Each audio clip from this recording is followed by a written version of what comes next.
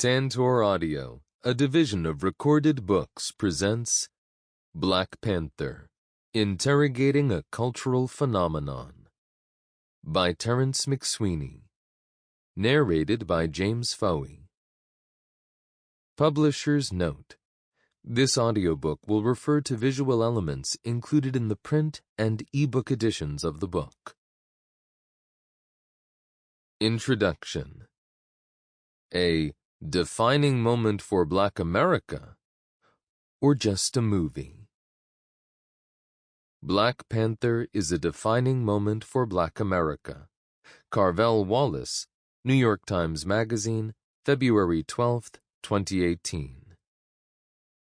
In this sense, Black superheroes are not only fantastic representations of our dreams, desires, and idealized projections of ourselves, they are also a symbolic extension of America's shifting political ethos and racial landscape.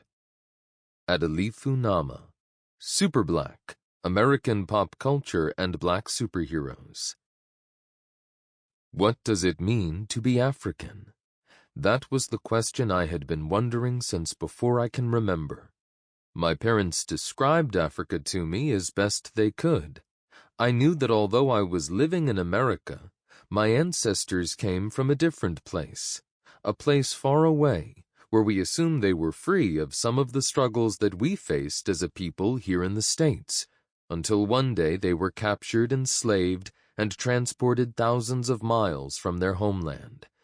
But the truth was, how could I know anything about a place that I, and no one I knew, had ever been? As I got older, I came to understand that Africa was the birthplace of human life. But the representations of Africa in the media were rarely positive and always incomplete. I had learned to take great pride in my family and my neighborhoods, but the images I saw about Africa often filled me with a sense of shame. I knew these images couldn't be the whole truth about Africa. As for the question of what it means to be African, I found the answer in this project. Ryan Coogler, quoted in Eleni Roussos, The Art of Marvel Studios, Black Panther. 1.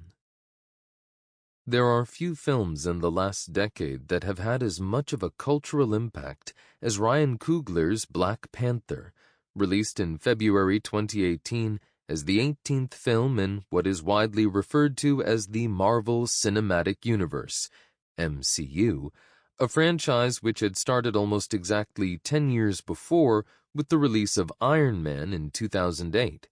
As the first film in the MCU with a black protagonist, and indeed the first superhero film with a black character named in the title since Hancock, Black Panther was eagerly anticipated by many, but none could have foreseen the levels of financial success it achieved and the acute social and cultural significance it acquired.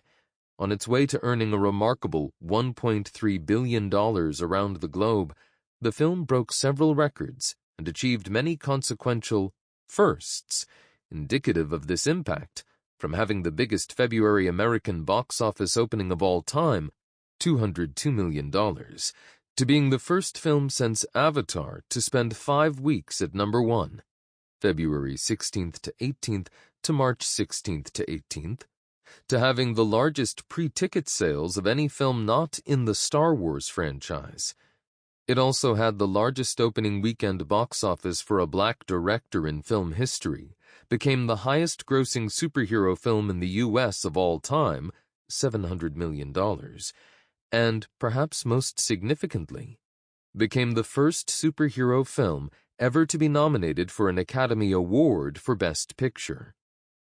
Kevin Feige, the architect behind Marvel's transition from comic book publisher to fully fledged film studio and home of the most financially successful film series ever produced, comfortably surpassing rival franchises like James Bond and Star Wars, even though they have existed for decades longer, suggested that Black Panther was the best film we've, Marvel, ever made. Feige was not alone in holding this opinion through 2018, as a number of critics echoed these sentiments. Many read along the lines of Brian Bishop, writing at The Verge, who described it as gripping, funny, and full of spectacle, but it also feels like a turning point, one where the studio has finally recognized that its movies can be about more than just selling the next installment. Or Peter Travers at Rolling Stone, who wrote that it raises movie escapism very near the level of art. You've never seen anything like it in your life. As unscientific as they are, review aggregator sites like Metacritic and Rotten Tomatoes also testify to how widely the film was embraced, with the latter having Black Panther at 97% fresh, putting it in unlikely company with La Grande Illusion, Psycho, Alien, and Boyhood. Carvel Wallace, in the epigraph used for the introduction, called Black Panther a defining moment for Black America, a phrase which was regularly returned to in descriptions of the film. Others referred to it as a watershed or a milestone. These reactions were not only to be found in the United States, but spread around the globe, too. In France, in Le Figaro, the film was described as a turning point in the representation of Black people on screen. Pedro Moral in the Spanish newspaper El Mundo said it was nothing less than a movie to change the world.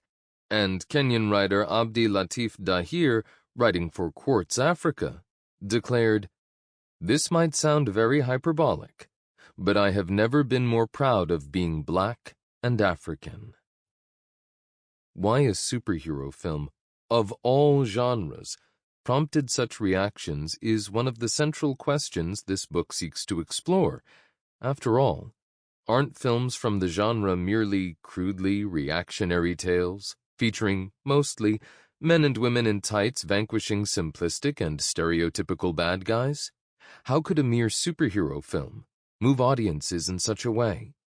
It is a genre frequently lambasted by journalists and industry professionals with comments along the lines of, "Is the superhero craze destroying the movies?" or "Comic book movies are killing the movie industry."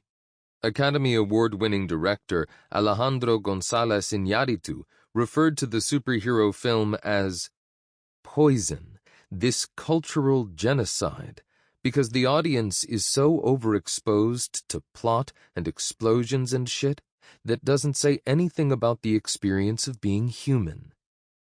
Renowned graphic novelist Alan Moore, creator of Watchmen and V for Vendetta, suggested that the wave of superhero films made during the first 2 decades of the 21st century should be regarded as a cultural catastrophe. And acclaimed actress-turned-director Jodie Foster continued the environmental disaster metaphor with her comments in January 2018 discussing the genre, when she remarked, "Going to the movies has become a theme park. Studios making bad content in order to appeal to the masses and shareholders is like fracking. You get the best return right now, but you wreck the earth." In October 2019, esteemed director Martin Scorsese referred to films from the genre as not cinema, continuing, "Honestly, the closest I can think of them, as well made as they are, with actors doing the best they can under the circumstances, is theme parks.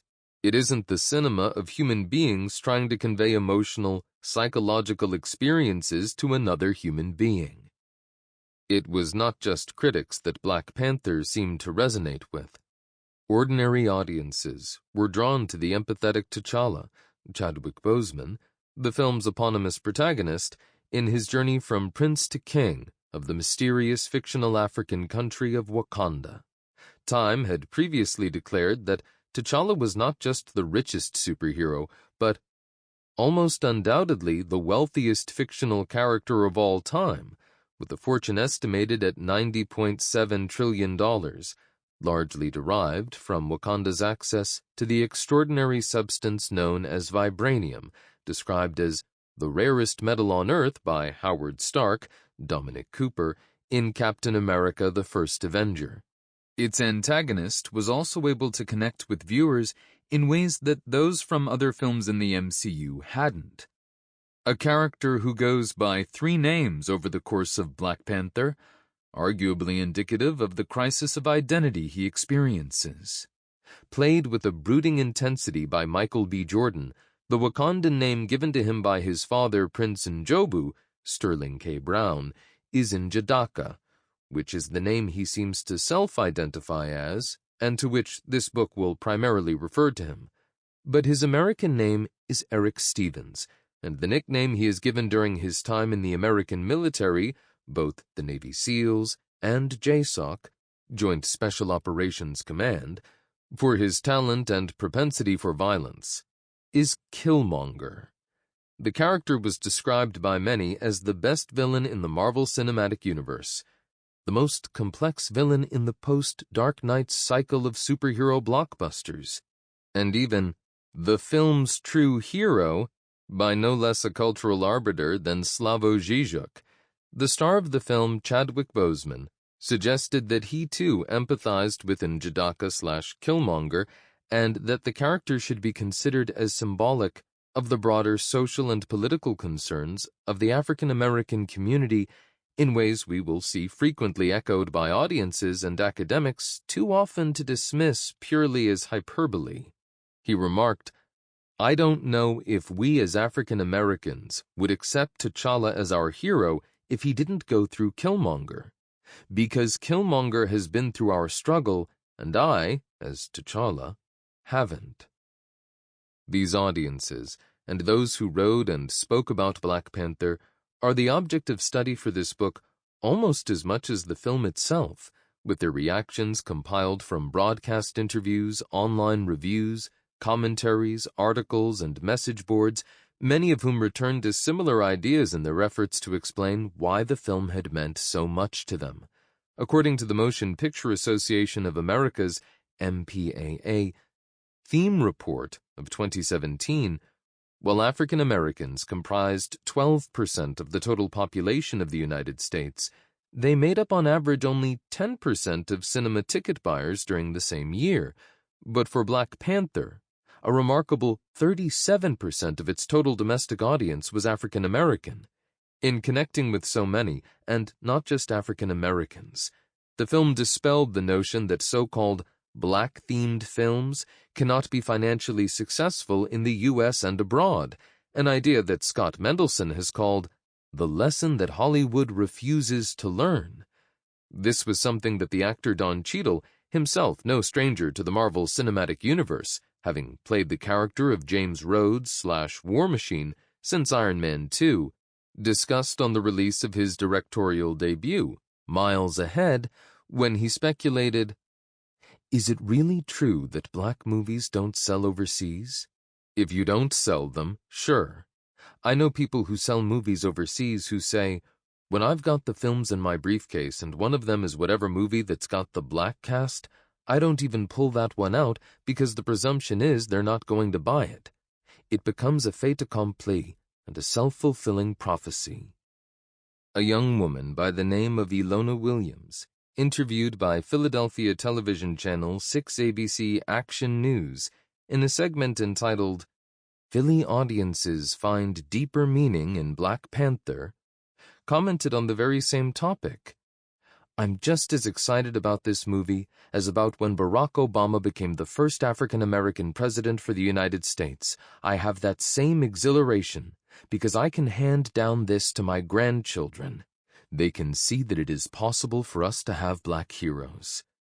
Ilona Williams was not the only one to express this sentiment, as exaggerated as it might sound, as contributor for CNN Isaac Bailey wrote something similar, that Black Panther was for film what Barack Obama was for the presidency. And on 6ABC Action News, she was followed by another woman, this time unnamed, who stated, "It's incredibly powerful for black people to see a film where we're the superheroes finally.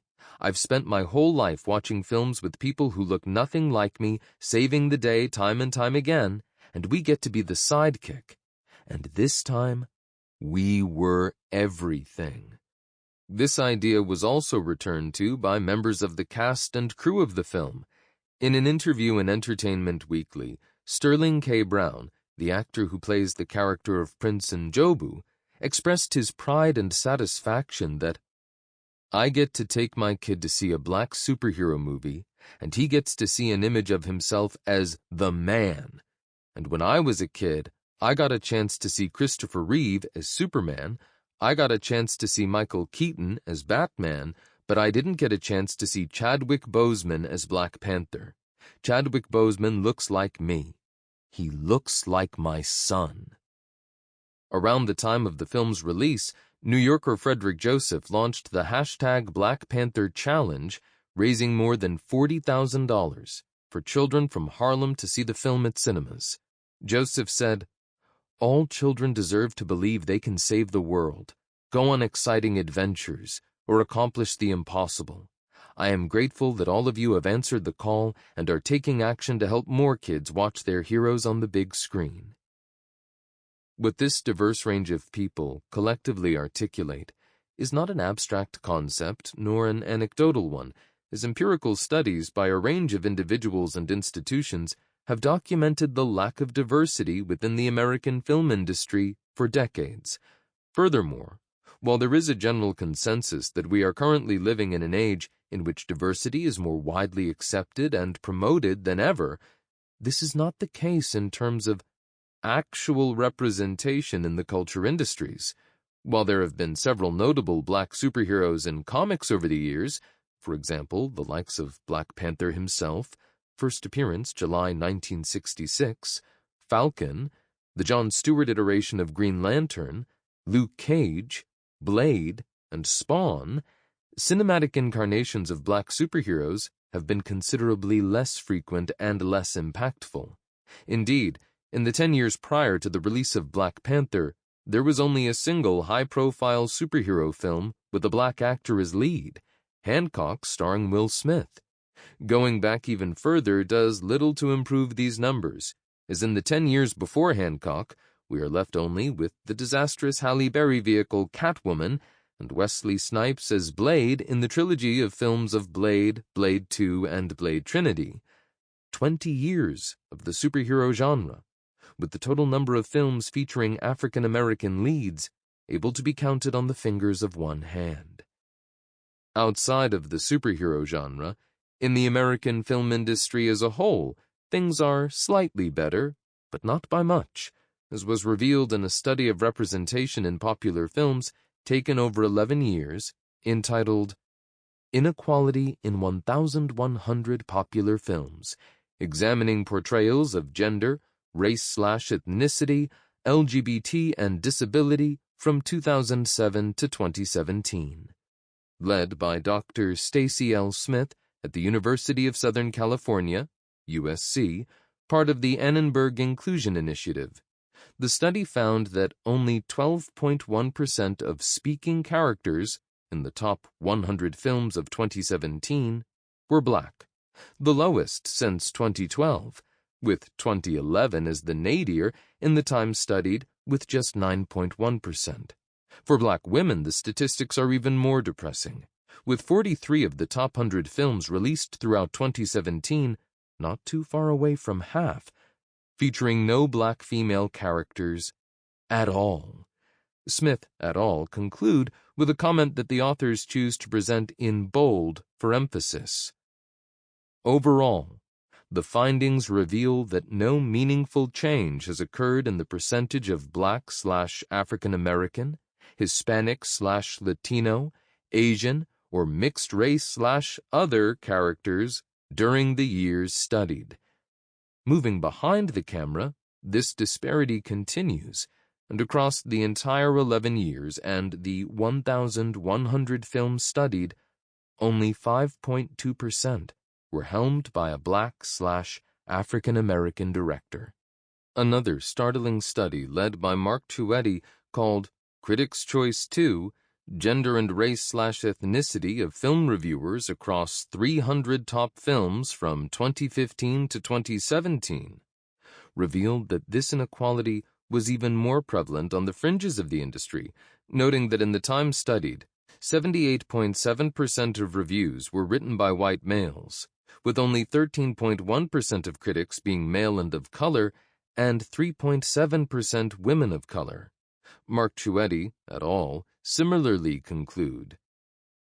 In the 3 years examined, there was no meaningful change in the percentage of female critics or reviewers from underrepresented racial/ethnic groups working across all reviewers or as top critics. Overall, this study adds to our knowledge regarding the inequity that exists in film criticism. As a key part of the filmmaking ecosystem, it is clear that the conversation is dominated by white male voices. What does it mean for audiences to have their impressions of a film filtered through this skewed group of reviewers? With this context provided, it is entirely understandable that many African American audiences would react in such a way to a film like Black Panther, which is directed, written, and features a cast of African American or African performers, with only 2 of its main roles occupied by Caucasians, Everett K. Ross, Martin Freeman, and Ulysses Klaue, Andy Serkis. Around the time of its release, a popular Twitter feed called #What Black Panther Means to Me was set up by Kayla Sutton, director of online marketing for Black Girl Nerds, after her young son had reportedly remarked to her about the character of Black Panther, "He's awesome. He's like the coolest in all of the comic books and all of the stuff. And he's black like me." The complicated discourse at play here was rarely engaged with in any depth by the media, either in print or online, but was something expressed very clearly in an article by Jamil Smith, which appeared in Time, "The Revolutionary Power of Black Panther." If you are reading this and you are white, seeing people who look like you in mass media probably isn't something you think about often. Every day the culture reflects not only you, but nearly infinite versions of you, executives, poets, garbage collectors, soldiers, nurses, and so on. The world shows you that your possibilities are boundless. Now, after a brief respite, you again have a president. Those of us who are not white have considerably more trouble not only finding representation of ourselves in mass media and other arenas of public life, but also finding representation that indicates that our humanity is multifaceted. Relating to characters on screen is necessary not merely for us to feel seen and understood, but also for others who need to see and understand us. When it doesn't happen, we are all the poorer for it.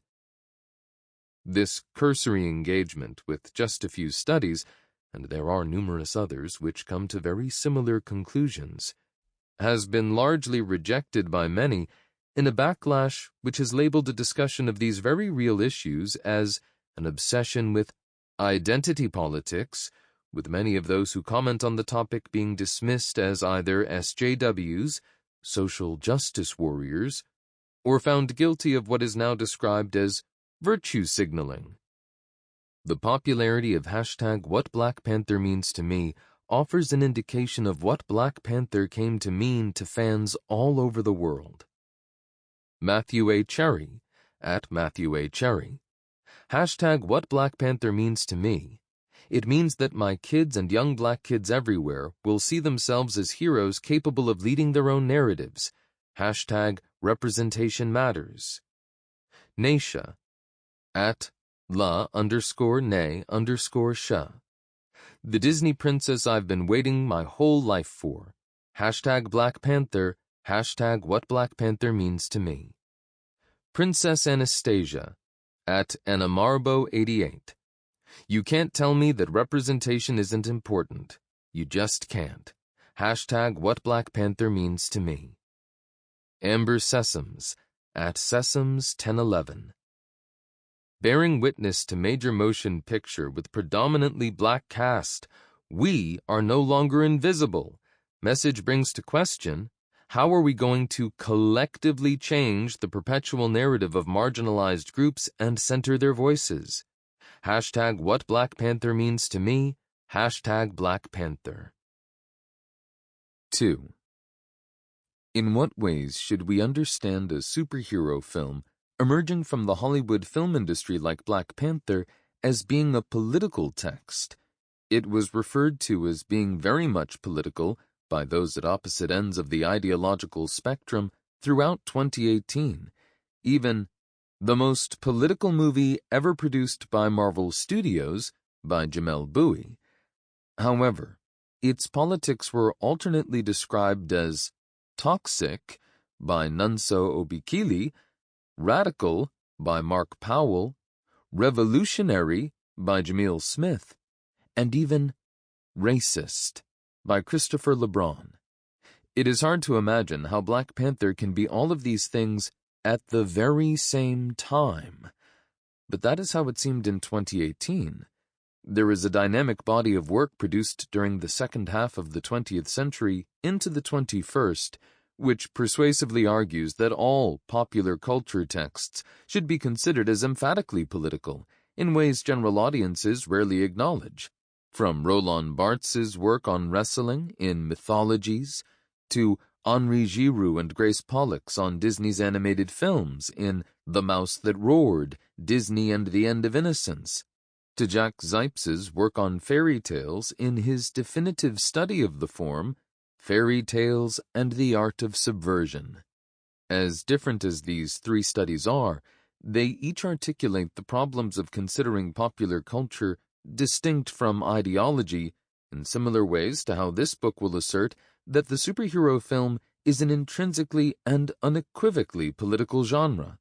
Whether we turn to Jason Dittmer's groundbreaking study of the superhero in his book Captain America and the Nationalist Superhero, Metaphors, Narratives, and Geopolitics, where he maintains that because of their pronounced connection to and embodiment of the values of the country they were created in, that superheroes are not reflections of, but are instead, along with many other elements, co-constitutive of the discourse popularly known as American exceptionalism, or Dan Hassler Forrest in his Capitalist Superheroes, Caped Crusaders in the Neoliberal Age, who argues that given that the vast majority of popular American films are created and embedded within capitalist, corporate-owned enterprises, it should come as no surprise that the films habitually adopt and inculcate dominant ideological perspectives on issues of ethnicity, gender, and sexuality.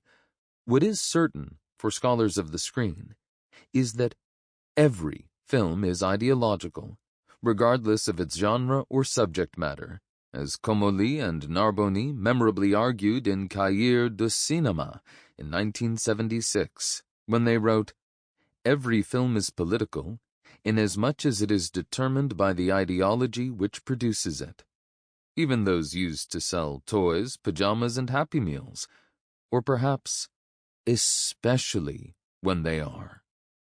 Tanner Merlis convincingly demonstrates how the first film in the MCU, Iron Man, reinforces three separate but interconnected aspects of American hegemonic power: U.S. economic power as a Hollywood blockbuster and synergistic franchise, U.S. military power as a DoD Hollywood co-produced militainment, and cultural power as a national and global relay for U.S. imperial ideologies. The politics of Iron Man are readily apparent for those looking for them, but absent, and perhaps even more impactful as a result, for those who are not. Iron Man provides a mythologized portrait of American technological, military, and moral superiority in 2008, a year in which more than 600 U.S. soldiers and 12,000 civilians were killed in the ongoing wars in Iraq and Afghanistan, where a large part of the film is set. Just as the original incarnations of Superman and Captain America, as Chris Rojek maintains, present idealized representations of American heroism and the defense of justice.